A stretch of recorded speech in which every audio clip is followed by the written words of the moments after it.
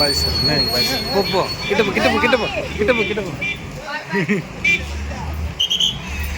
என்ன பண்றேங்கண்ணா? என்ன பண்ற? பாப்பா பஸ் தேடி என்ன பண்றீங்க? நாங்களே பின்னாடியே போனோம் வண்டியில. அத்தை நான் இடம் பத்தல, அதனால பின்னாடி பஸ்ல போறேன்ட்டாங்க. எங்க போறேன்னு ஃபர்ஸ்ட் சொல்லிடுறேன். ஃபர்ஸ்ட் ஹாய் ஃப்ரெண்ட்ஸ் எல்லாத்தையும் பின்னாடி சொல்றேன். இது எங்க ஃபேமிலியே கிளம்பிட்டோன்னா பாப்பாவுக்கு வந்து சளி பிடிச்சிருக்கு. ஒரு 5 டேஸா ரொம்ப கஷ்டமா இருக்கு. ஒரு 3 நாள் அது, அதாவது ஒரு மாதத்துக்கு முன்னாடி ஹாஸ்பிட்டல் போயிட்டு வந்தோம். கொஞ்சம் நல்லா இருந்துச்சு. 3 நாளாக வந்து பார்த்தீங்கன்னா லைட்டாக தான் சளி இருந்துச்சு. அவங்க லைட்டாக இருக்கிற மாதிரி இருந்தால் ஒரு பிரச்சனை இல்லை, கூட்டினா தள்ளிட்டாங்க. 2 நாளில் கொஞ்சம் அதிகமாக இತ್ತು. நைட்லாம் தூங்கும் போதெல்லாம் ரொம்ப சத்தம் கொடுக்க ஆரம்பிச்சிட்டா சளியால். சரி வாங்க போயிட்டாங்க, நம்ம போய் அவங்க பிக்கப் பண்ணோம். இன்னைக்கு சரி ஹாஸ்பிட்டல் போகலாம்னு சொல்லிட்டு பாப்பா தூக்கி கிளம்பிட்டோம். அத்தை வந்து பாப்பாவை பார்த்துட்டு அப்படியே கொல்லிக்கு உளுந்து போட்டுக்கிறோம், மருந்து வாங்க வந்துட்டாங்க செடிக்கு. அப்படியே வாங்க பஸ் போயிடுச்சு, இப்போ நம்ம போவோம். ஹாஸ்பிட்டலுக்கு வந்தாச்சு. பாப்பா வந்து அத்தை மேலே தூக்கிட்டு போயிருக்காங்க. போய் அவங்ககிட்ட காட்டணும் எத்தனை நாளாக சளி இதுலாம் சொல்லணும். ஏன்னா பாப்பா பார்க்க ரொம்ப கஷ்டமாக இருந்துச்சு. எங்களுக்கும் 2 நாளாக பார்த்தீங்கன்னா எப்படி சொல்கிறது, அப்செட். தினாவும் அப்செட். நான் வீட்டில் வந்து ரொம்ப கஷ்டம். சளி பிடிச்சி ரொம்ப ஆக்டிவாக விளையாடுவா. இப்போ 2 நாளாக பார்த்தீங்கன்னா அதுவும் சொந்து உட்காந்துடுறா.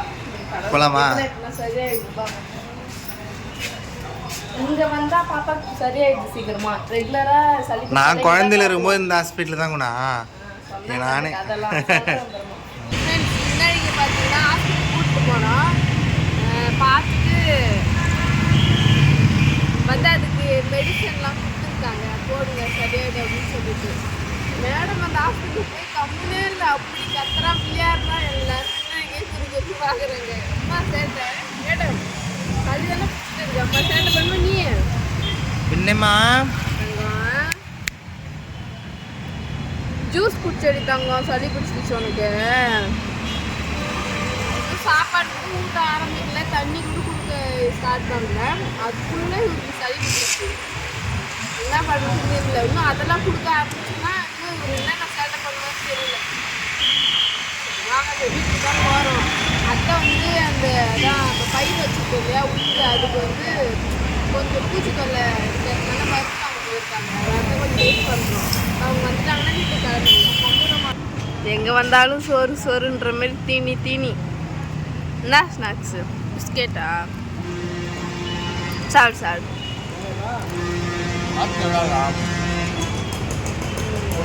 வாட்ச் எப்படின்னா என்ன, டைம் பார்க்கணுமே, அவ்வளோதான்.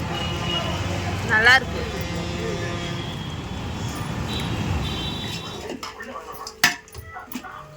ஃப்ரெண்ட்ஸ், ஹாஸ்பிட்டலுக்கு போயிட்டு வந்தோடனே மொதல் வேலையே வந்து பார்த்தீங்கன்னா பிரியாணி செய்கிற வேலை நடந்துட்டுருக்கு. அழகாக என்னெல்லாம் தெரிஞ்சு வந்துடுச்சு. இந்த டைமில் அரிசி வடிச்சு போட்டு ரெடி பண்ணோம். ஃப்ரெண்ட்ஸ், தீனா வந்து பிரியாணி செய்யலான்னு சொல்லிட்டு பாப்பா ஹாஸ்பிட்டலுக்கு கூப்பிட்டு போனோம் இல்லையா, அப்பயே வரும்போதே பிரியாணிக்கு தேவையானலாம் வாங்கின்னு வந்தாச்சு.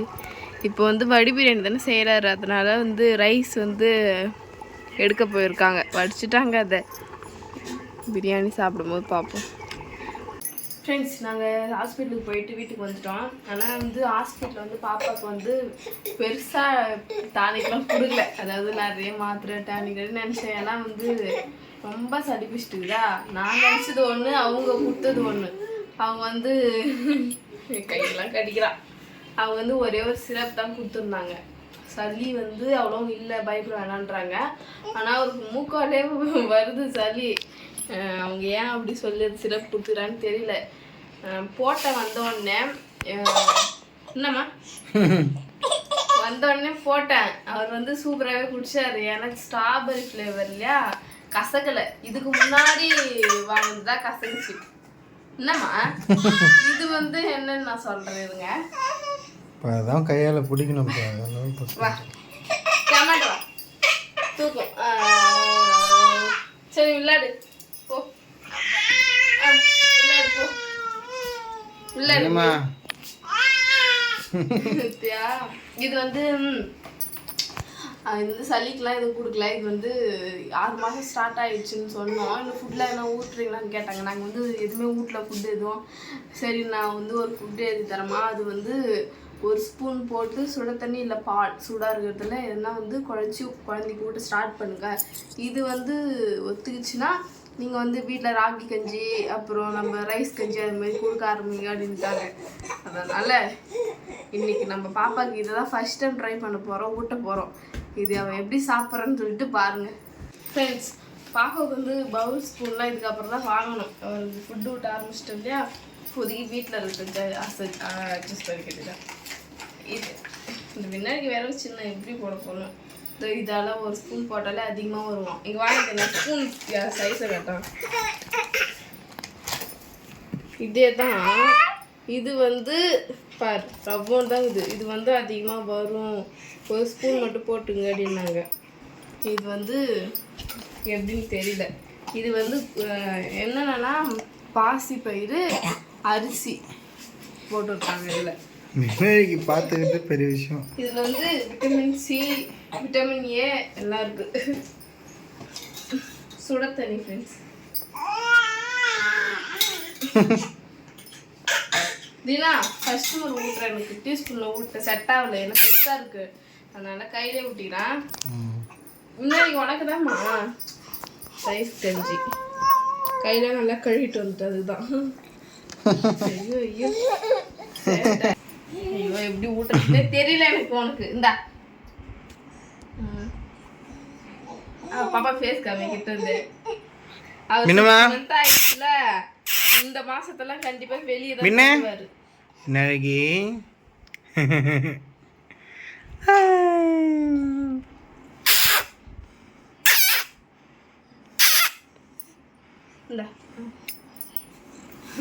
சந்திர சாக்குல ஊட்டுறேன்.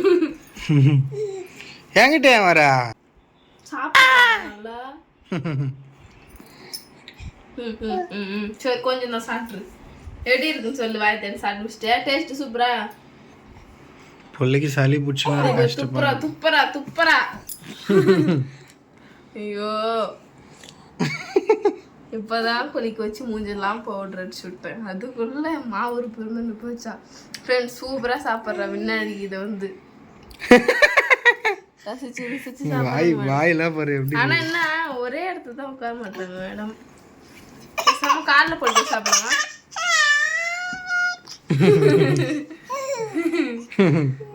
கிருஷ்ணர் வெண்ணெய் சாப்பிடுவாரு பாரு, அந்த மாதிரி வாயிலாம். ஃப்ரெண்ட்ஸ் விநாயகி பார்த்தீங்கன்னா ஃபுட் ஊட்டணும் அழகாக சாப்பிட்டா சிரிச்சிட்டு இருக்கா பாருங்க. அது மட்டும் இல்லை பாப்பாவுக்கு வந்து 5 மந்த்லேருந்தே ஃபுட் ஸ்டார்ட் பண்ணியிருக்கணும். சரி எங்களுக்கு கொஞ்சம் பயன்றதுனால இப்போ 6 மந்த்ஸ் ஸ்டார்ட் ஆகிடுச்சு. இப்போ தான் ஊட்டிருக்கோம் ஃபஸ்ட் டைம். அதேமாதிரி 5 மாதத்துலேருந்தே ஊட்டுங்க. அதாவது என்ன மாதிரி ஃபுட் ஊட்டலாம்னா ஃபஸ்ட்டு தானியம், அதுக்கப்புறம் காய்கறி கொஞ்சம் கொஞ்சமாக அதுலேருந்து ஆரம்பிங்க. அந்த அரிசி கஞ்சி ராகி கஞ்சி அப்படி ஊட்டுங்க. வந்து அளவுலாம் கிடையாது ஃபுட் ஊட்டுறதுக்கு. உங்கள் குழந்தை எந்த அளவுக்கு சாப்பிடுமோ அந்த அளவுக்கு கொஞ்சம் கொஞ்சம் நீங்கள் ஊட்டுங்க. இந்த அளவு தான் ஊட்டணும் அந்த அளவு தான் ஊட்டலாம் கிடையாது குழந்தைக்கு. அவள் தான் ஃப்ரெண்ட்ஸ் பாப்பா அவள் ஹெல்த்துக்கு வைக்க இவ்வளோதான் சாப்பிட்டா, 2 கை இப்படி இப்படியா. நம்ம ஒரு உண்டை சாப்பிடுமே அந்த மாதிரி அவள் கொஞ்சமாக சாப்பிட்டா. அவளுக்குன்னு பார்த்தீங்கன்னா தனியாக ஸ்பூன் பவுல் வாங்கணும் போல், ஏன்னா கை வாய்க்குள்ளே போக மாட்டேது. அவர் வாய் பூரா பார்த்தீங்கன்னா ஒட்டிக்குது, ட்ரெஸ்லாம் ஒட்டிக்குது சாப்பாடு. அதனால் அவளுக்கு தனியாக ஸ்பூன் இப்போ வாங்கணும். நாளைக்குள்ளே எப்படி எதாவது வாங்கி அவளுக்கு அழகழகாக குட்டி குட்டி திங்ஸ் அவளுக்குலாம் வாங்கி ஊட்ட ஆரம்பிச்சிடணும். அவள் ப்ராப்பர்ட்டி அந்த திங்ஸ்லாம் அந்த மாதிரி.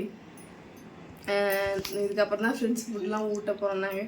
நீங்களும் பார்த்தீங்கன்னா உங்கள் வீட்டில் குட்டி குட்டி பேபிஸ் இருந்தாங்கன்னா அவங்களுக்கு பார்த்தீங்கன்னா 5 மந்த்லேயே ஸ்டார்ட் பண்ணிடுங்க. ஓகே அவள் தான் ஃப்ரெண்ட்ஸ். இந்த வீடியோ உங்களுக்கு பிடிச்சிருந்தா லைக் பண்ணுங்கள், ஷேர் பண்ணுங்கள், கமெண்ட் பண்ணுங்கள், மறக்காமல் எங்கள் சேனலை சப்ஸ்கிரைப் பண்ணிடுங்க. பாய்.